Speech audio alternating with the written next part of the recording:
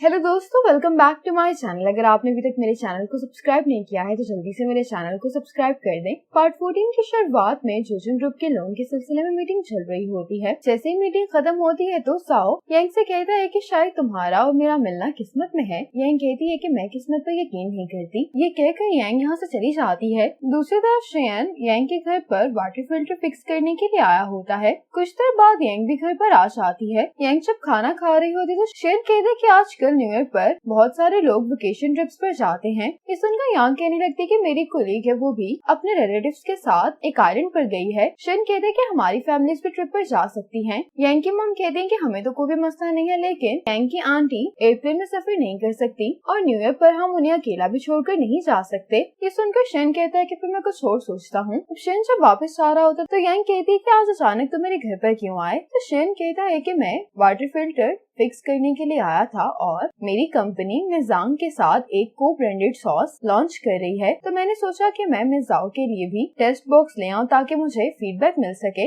यांग कहती है कि मिजांग का बिजनेस बहुत अच्छा चल रहा है। उस दिन मैं मिजांग के रेस्टोरेंट गई थी लेकिन बैठने की जगह ही नहीं थी। शेन कहते है कि इसका क्रेडिट तो तुम्हें जाता है क्योंकि तुमने ही मिजांग को लोन दिलवाया था। यांग कहती है कि तुम्हें भी क्रेडिट जाता है क्योंकि तुम्हारी प्रमोशनल वीडियो की वजह से मिजांग की बहुत मदद हुई है। शेन कहते है कि ये पहला प्रोजेक्ट है जिसमें मैंने और तुमने मिलकर कंट्रीब्यूट किया है। यांग कहती है कि हाँ, लेकिन ये तुम्हारी कंपनी का प्रोजेक्ट नहीं था। शेन कहता है कि हमने मिजांग से कॉन्ट्रैक्ट कर लिया है, अब हम मिजांग के स्नैक्स भी लॉन्च करने वाले हैं, तो अब ये हमारी कंपनी का प्रोजेक्ट है। यांग कहती है कि तुम ट्रिप पर जाना चाह रहे हो तो क्या तुम इस बार अपने ग्रैंडफादर से मिलने के लिए नहीं जाओगे। शेन ये सुनकर मुस्कुराने लगता है तो यांग कहती है कि तुम मुस्कुरा क्यों रहे हो। शेन कहता है कि वैसे ही। आज शेन का असिस्टेंट इसको एक होटल के पैकेज के बारे में बता रहा होता है। शेन को ये काफी पसंद आता है और अपने असिस्टेंट से कहता है कि तुम मेरे लिए भी ये होटल बुक करवा दो। असिस्टेंट हैरान होते हुए कहता है कि क्या आप जाना चाहते हैं। तो शेन कहता है कि हाँ, मैं अपनी फैमिली को लेकर जाऊंगा। अब घर पर आकर शेन अपनी मॉम से कहता है कि आजकल होटल में न्यू ईयर मनाना बहुत पॉपुलर है।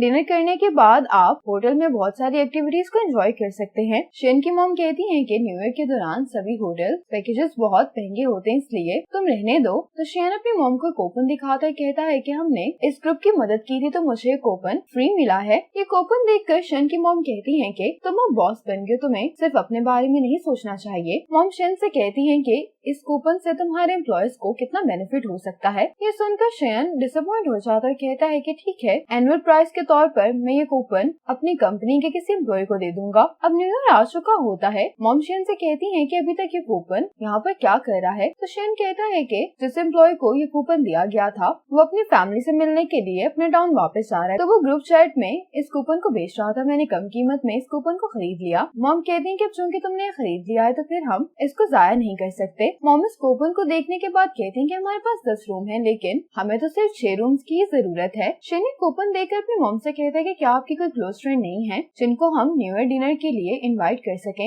मॉम कहती है कि फांग और जियांग सूटेबल रहेंगे। शेन अपनी मॉम से कहता है कि मॉम वो सूटेबल नहीं रहेंगे। तो मॉम कहती है कि जियांग तुम्हारी कजन है, हम फैमिली है। शेन कहते हैं लेकिन अगर हम फांग की फैमिली को इनवाइट करते हैं तो फिर हमारे पास रूम थोड़े पड़ जाएंगे। मॉम कहती है कि फिर हम क्या करेंगे। तो शेन कहता है कि आप मिजाओ की फैमिली को भी इनवाइट कर सकती हैं। ये सुनकर मॉम खुश हो जाते हैं, कहती हैं कि हाँ, मैं उनसे पूछूंगी। आज डांस क्लास से वापस आते हुए शेन की मॉम यांग की मॉम को अपने साथ जाने के लिए मना लेती हैं। अब शेन यांग को कॉल करके कहता है कि तुम्हारी आंटी वहाँ पर कैसे आएगी। तो यांग कहती है कि अपने मॉम डैड को ड्रॉप करने के बाद मैं अपनी आंटी की फैमिली को लेकर वहाँ पर आ जाऊंगी। शेन कहता है कि तुम्हें प्रोशेकर लगाने की कोई जरूरत नहीं है, हमारी कंपनी के बिजनेस कार अवेलेबल है तो तुम वो इस्तेमाल कर सकती हो। यांग कहती है कि ठीक है। शेन ने यांग की फैमिली के लिए जो गिफ्ट प्रिपेयर किए होते हैं उसके बारे में यांग को बता रहा होता तो यांग कहती है कि तुम्हें इतना फॉर्मल होने की जरूरत नहीं है, हम कोई अजनबी तो नहीं है। तो शेन कहता है कि न्यू ईयर है और गिफ्ट देना तो हमारा ट्रेडिशन है। शेन न्यू ईयर के लिए कपड़े सिलेक्ट कर रहा होता है। दूसरी तरफ यांग भी अपने लिए कपड़े सिलेक्ट कर रही होती है। यांग की मॉम कहती है कि सिर्फ शेन की फैमिली तो आने वाली, तुम इतनी नर्वस क्यों दिखाई दे रही हो। यांग कहती है कि मैं नर्वस नहीं हूँ, बस अपने लिए एक अच्छा सा ड्रेस सिलेक्ट करना चाहती हूँ। रात में यांग शेन को मैसेज करती है कि मुझे इस बात की बहुत खुशी है कि कल हमें बर्तन नहीं धोने पड़ेंगे। शेन कहते हैं कि क्या मैं इसको कॉम्प्लीमेंट समझूं। यांग कहती है कि हाँ। यांग कहती है कि मॉम हमारे सामने तो हमेशा यही कहती हैं कि हम दोनों कोई ना कोई मुश्किल खड़ी कर देते हैं, लेकिन मुझे लगता है कि असल में वो ये सब देखकर एंजॉय करती हैं। शेन कहते हैं कि क्या तुम भी एंजॉय करती हो। कुछ देर सोचने के बाद यांग इसको ये मैसेज करती है कि तुमने सब कुछ कह दिया है। अगली सुबह यांग अपनी आंटी की फैमिली को लेकर निकलने ही वाली होती है कि इसको शेन की कॉल आ जाती है। यांग शेन से कहती है कि मैंने अपनी आंटी को पिक कर दिया और हम निकलने वाले हैं। शन कहता है कि मेरे ग्रैंडपा गिर गए हैं। यांग ये सुनकर परेशान हो जाते पूछती है कि क्या मसला सीरियस तो नहीं है। शन कहता है कि हमने एक्सरे करवा लिया, डॉक्टर ने भी कहा कि मसला ज्यादा सीरियस नहीं है, लेकिन उन्हें कुछ टाइम के लिए हॉस्पिटल रुकना पड़ेगा। लेकिन ग्रैंडपा कह रहे हैं कि उन्हें घर वापस जाना है। यांग की आंटी कहती है कि न्यू ईयर पर भला कौन हॉस्पिटल रहना चाहेगा। यांग पूछती है कि शन तुम कहाँ पर हो। शन कहता है कि हम अभी घर पहुँचे हैं। ये यांग से सॉरी करता है कि हम लोग आज होटल नहीं आ पाएंगे। मिर्जा कहते हैं कि माफी मांगने की कोई जरूरत नहीं है, हम फैमिली हैं। शन ये सुनकर यांग की मॉम को थैंक्स बोलता है। अब यांग अपनी फैमिली को लेकर शन के ग्रैंडपा के घर पर आ जाती है। शेरी ने यहाँ पर देखकर हैरान हो रहा होता है और कहने लगता है कि आप लोग तो होटल जा रहे थे ना। यांग कहते हैं कि हमने प्लान किया था कि हम न्यू ईयर साथ में गुजारेंगे, इसलिए अकेले वहाँ पर जाना हमें सही नहीं लग रहा था। अब शन की मॉम सबको यहाँ पर देखकर बहुत खुश हो जाती हैं। अब यांग और शेन ग्रैंडपा के पास जा रहे होते तो शेन नोटिस करता है कि यांग के बाल इसके इयरिंग में फंसे हुए हैं। शेन यांग के बाल इयरिंग में से निकाल देता है। यांग हैरान होते हुए इसको देख रही होती तो शेन कहता है कि अब तुम अच्छी लग रही हो। यांग कहती है कि तुम्हारी नजर बहुत तेज है। अब ये दोनों ग्रैंडपा के पास आ जाते हैं। ग्रैंडपा यांग को यहाँ पर देखकर बहुत ज्यादा खुश हो जाते हैं और इससे पूछने लगते हैं कि क्या तुम रिलेशनशिप में हो। तो यांग कहती है कि नहीं। ग्रैंडपा कहने लगते हैं कि जिस लड़की की किस्मत में तुम हो वो बहुत ही लकी होगा। ये बात सुनकर शेन हंसने लगता है तो यांग कहती है कि तुम क्यों हंस रहे हो, तुम भी तो सिंगल हो। अब शेन आग जलाने में अपनी मॉम की मदद कर रहा होता है। इतने में यहाँ पर यांग आती है और शेन की मॉम से कहती है कि ये गिफ्ट मॉम ने आपके लिए खरीदा है। ये ड्रेस देखकर तो शेन की मॉम बहुत खुश हो जाती है और यांग को इस गिफ्ट के लिए थैंक्स बोलती है। यांग कहती है कि मैं भी चेंज करके आप लोगों की मदद करती हूँ। शेन की मॉम कहती है कि तुम बहुत टाइम बाद यहाँ पर आई हो। ये शेन से कहती है कि तुम यांग को टाउन विजिट करवाओ। अब ये दोनों बाहर वॉक करने के लिए आ जाते हैं। यांग शेन को बता रही होती है कि मेरी मॉम को गार्डनिंग बहुत पसंद है। हमारी बालकनी छोटी सी है लेकिन मॉम ने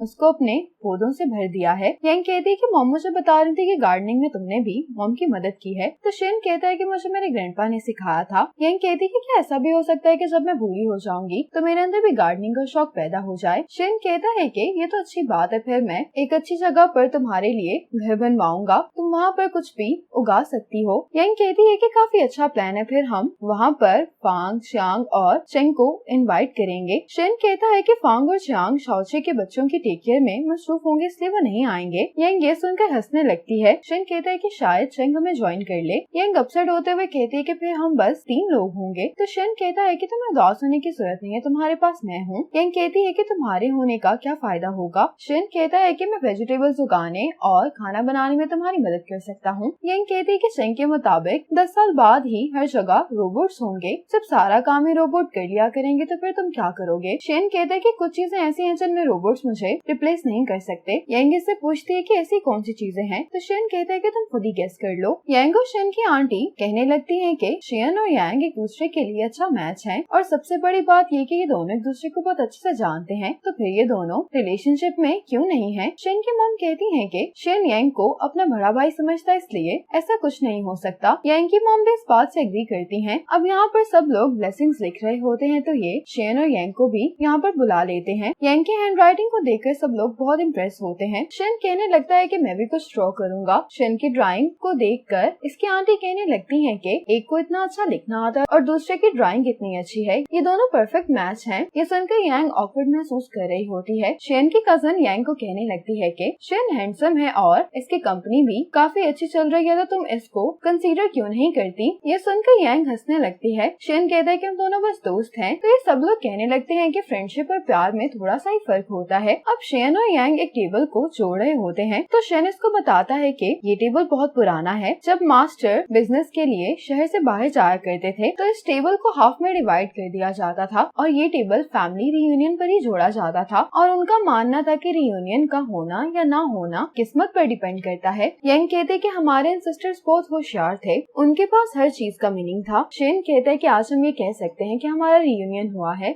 12 साल पहले का दिखाया जाता है। न्यू ईयर पर जब मॉम वापस घर आती तो ये शेन से कहती हैं कि तुमने न्यू ईयर की कोई भी तैयारी नहीं की। शेन कहते हैं कि मैं बाद में कर लूंगा। मॉम कहती हैं कि हम लोग न्यू ईयर इस तरह से नहीं मना सकते, मुझे सफाई करनी होगी। लेकिन शेन अपनी मॉम को ऐसा करने नहीं देता, कहता है कि डॉक्टर ने आपको आराम करने के लिए कहा है। इतने में शेन के दोस्त यहाँ पर आ जाते हैं। यंग डिनर का सारा सामान यहाँ पर ले आई होती है तो मॉम कहने लगती है कि क्या तुम्हें न्यू ईयर अपनी फैमिली के साथ स्पेंड नहीं करना। तो यंग कहती है कि जब डैड कंस्ट्रक्शन साइट से वापस आएंगे तभी हम साथ में खाना खाएंगे। अब ये सब लोग घर की सफाई में मसरूफ हो जाते हैं। ये देखकर शेन को बहुत अच्छा लगता है। इसी मोमेंट पर पार्ट 14 खत्म हो जाता है।